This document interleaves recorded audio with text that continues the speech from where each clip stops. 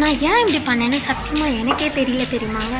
ஒரு நாள் வந்து நான் எப்பவும் போல் காலேஜ் கிளம்பிட்டுருக்கேன். அப்போ எங்கள் அம்மா ஒரு ரோஸ் கொடுத்தாங்க தலையில் வச்சுக்கோன்னு சொல்லிட்டு. ஸோ தலையில் வச்சுக்கிட்டு அதை என்ன பண்ணேன், அது தெரியாமல் ரோட் க்ராஸ் பண்ணும்போது கீழே விழுந்துருச்சு.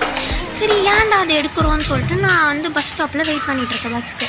அப்போ வந்து யாசுக்கு கேட்குற ஒருத்தர் வந்து அழகாக அதை பார்த்து சிரிச்சிட்டே எடுத்து மேலே வச்சார். நான் திரும்பவும் நோட்டீஸ் பண்ணுறேன், அவர் அதை பார்த்து சிரிச்சிட்டே இருக்காரு. சரின்னு சொல்லிவிட்டு என்னமோ இருக்கும், மலரும் நினைவுகள் கண்டிப்பாக எங்களுக்கு இருக்கும் அப்படின்னு நான் நினச்சி விட்டுட்டேன். அதுக்கப்புறம் சரி அவருக்கு ஏதாவது ஹெல்ப் பண்ணணும்னு நான் நினைக்கும் போது கரெக்டாக பஸ் வந்துருச்சு.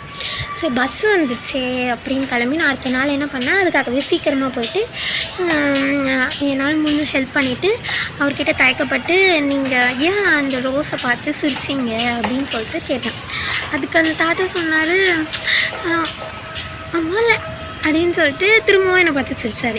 அது எனக்கு ஒரு மாதிரி அதான் நம்ம தவற விட்டப்போ அவங்களுக்கு எவ்வளோ நினைவுகளை கொடுத்துருக்கு அப்படின்னு நான் நினச்சி ஒரு மாதிரி எனக்கு ஒரு ஹாப்பிங்க.